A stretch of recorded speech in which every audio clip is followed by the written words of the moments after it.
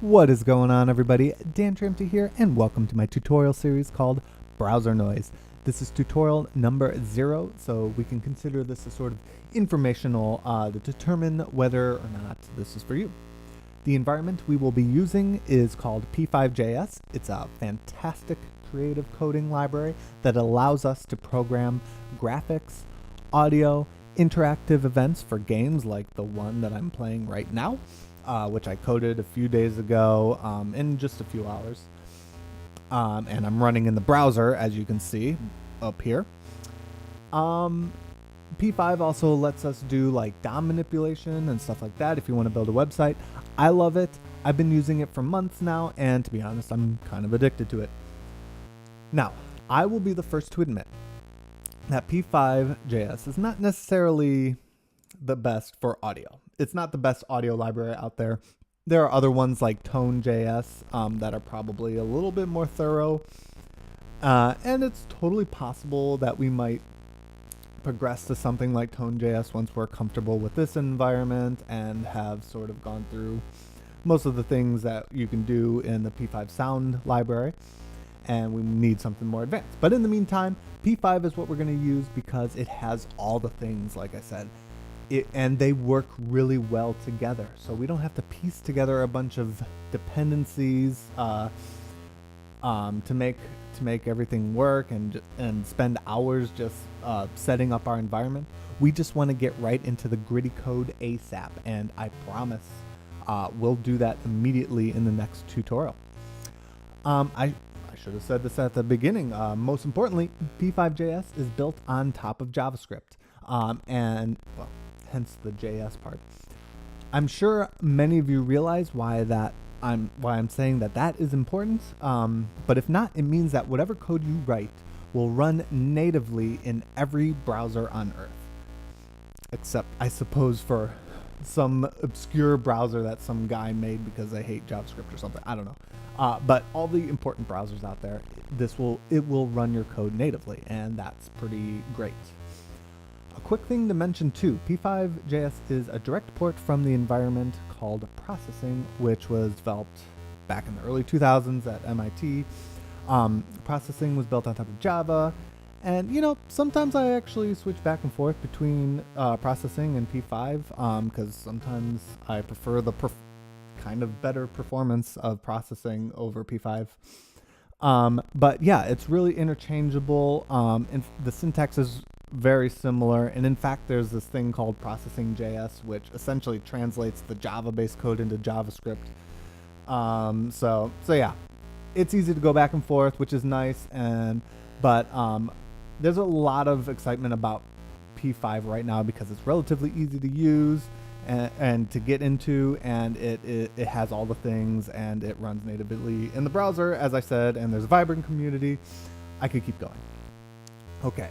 Now, to answer who among you would be interested. Some of you will probably come from the graphics side. Maybe you've watched all of Daniel Schiffman's amazing P5 tutorial series tutorials and just want to learn more about audio specifically, in which case, great. Regard this as a sort of audio focus group for P5, if that makes sense. I will say you will kind of have an upper hand because you'll be relatively familiar with the environment. Not that it's a competition, but you might find some aspects of this series to be a bit of a review for you, and I apologize for that. I do feel it is necessary, though, to go over a lot of the basics graphics stuff because I want to make sure everybody else knows how to build, for example, an interface for users to manipulate the sounds, and that's kind of a graphics thing, So if I'm ever moving too slowly, there's a gear right below me to the right that there's a button that looks like a gear, and you click on that, and you put me on ×2 speed so that I can keep up with you. Cool? Some of you will probably come from the audio side.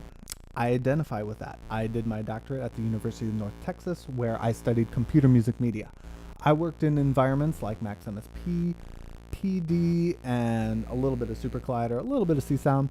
So that's the side of things where I come from, and I can say it wasn't too long ago when I remember getting super frustrated because, okay, I could build these fancy things, fancy max patches that did all sorts of granular synthesis and video scrubbing and whatever. And then it's like I tried to build the same exact thing in JavaScript so that it would work on my website, for example. And I would spend like 7 hours on it, and all I could get was like a sine wave, a sine tone that I could, change the frequency with a slider. Ooh. And so if that sounds familiar, if you recognize those struggles, then you're in good hands, because we should be able to do way more than that in probably less than 15 minutes. I'm doing terrible playing this game, by the way.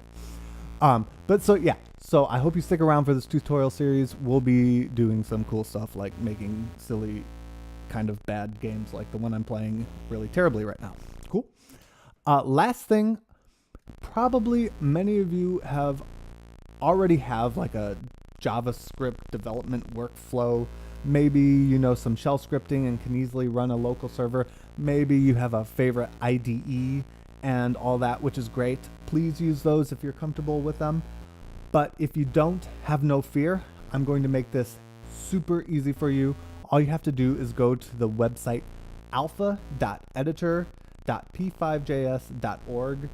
I'll put a link in the description. With this site, you can make an account, code directly in the browser. It'll run there. It'll save your sketches there, and it will be zero effort just to get things going, and everything will be happy. Everybody will be happy. I hope. Notice that it's alpha.editor.p5js.org, which I'm emphasizing the alpha part because I think it might be that site might be changing, or it might be being developed. Maybe soon it'll be beta.editor, whatever. I'll just pay attention. If you're watching this in the distant future, just pay attention to the description. The environment might change as we go, or as time goes on. So, but yeah, I just want to very quickly switch over to that environment and just get us up and running before tutorial number 1. So see you there in just a second. All right, so I've opened up a new tab and we are at alpha.editor.p5js.org. If you go there, it should look something like this. Mine probably looks a lot grayer than yours, and that's because I went to preferences and I changed the theme to high contrast. So that's just a personal preference. So you can do whatever you want. But I do want you to go and make your own account, because that way you can store your sketches on the cloud, which is really convenient, and you can actually share it. It'll generate a link, and which is kind of nice. So we're gonna write all of our code in this code box right here, and not only that, we are going to run all that code directly in the browser. So when I press this play button, it will give us a preview of that code over here, and I can stop it right here by pressing this button right here. Now, notice there's some code already pre-filled, and this is sort of the P5 style, right? These are P5 functions. This one is called setup, and it runs once at the very beginning when you press run. And this is the place where you're going to want to, create your objects, maybe create, in this case, we're creating a canvas. So a lot of the stuff where you have to initialize parameters and initialize things, that goes all within the inside of this these curly braces. And that happens once when we hit the run button. And then after that, we have what's called a draw function. And this happens continuously. So any lines of code between currently between lines 5 and 12, that's going to happen 60 times per second. Well, that's the default. The frame rate is typically 60 times per second. If a lot is happening, that frame rate might slow down. So it's actually not, it's not totally fixed, which is something to be aware of. But anyways, we just try to get used to this idea of we set things up inside this function and we do all the things that happen continuously afterwards in the draw function. And this is a pretty common style. I mean, if you want to build a video game in, for example, Unity, it's a very similar thing. You might, it's a different language that uses C#, but it has very similar functions. So like instead of function setup, I believe it's function start, and then instead of function draw, you'll have something like function update. So this is a really common style of creating apps and games and stuff like that. So get used to that idea. Now, so let's talk about the functions that are currently, being run. So really in the setup, we're creating a canvas, which is just an area to do some animation and drawings and stuff like that. We have two arguments, a 400 and a 400. The first 400 refers to the width and the second one to the height. So if I change the height to 200, we can run that, and notice now it's twice as wide as it is tall. So that's what's happening there. In the draw function, we have a background being drawn, and since there's just one argument, that's sort of a grayscale argument. So currently 200 is like a light gray, and that's why you see a light gray when we run it. Now, the fact that it's running 60 times per second, I mean, when I press play, it doesn't really look like it's running 60 times per second, because when we draw the background, that background is a static thing, right? But it doesn't necessarily have to be. Let's actually go ahead and animate something. So before the setup, and we'll talk about, I'm already sort of conflicted. Like, I want to make a global variable called X. And if I want it to be global, I need to do that before the setup. So it's one of the few exceptions of things that happen before the setup function. So sorry, I've already contradicted myself. But yeah, so let X, so we declared it up here, and now we can set X to 0. So X equals 0. And then in the draw function, we can say something that happens continuously, like X++.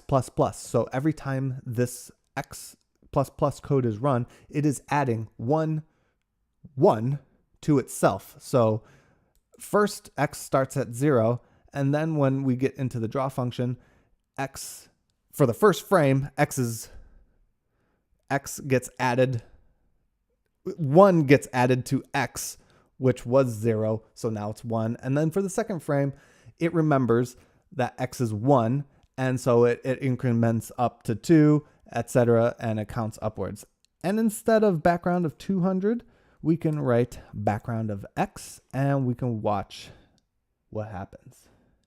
It progresses from black to white. So as it goes from 0 to 255, now it's going beyond 255, but 255 is white value. Okay. So yeah, get used to that idea. We declare global variables up here. We initialize them, and assign them in our setup. And we do the things that make a web app an app. The things that happen over time, we do that in the draw function. There are other things that can happen over time, like event types of functions. So for example, if I say function mouse pressed, for example,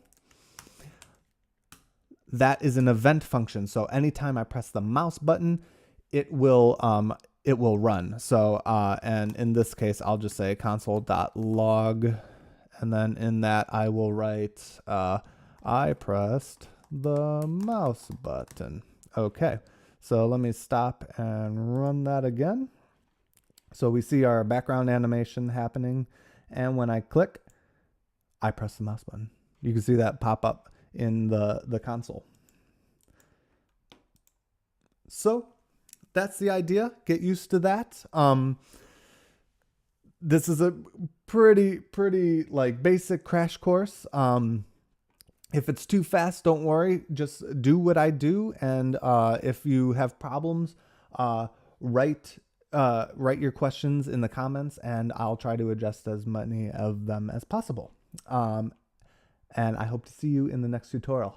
Later.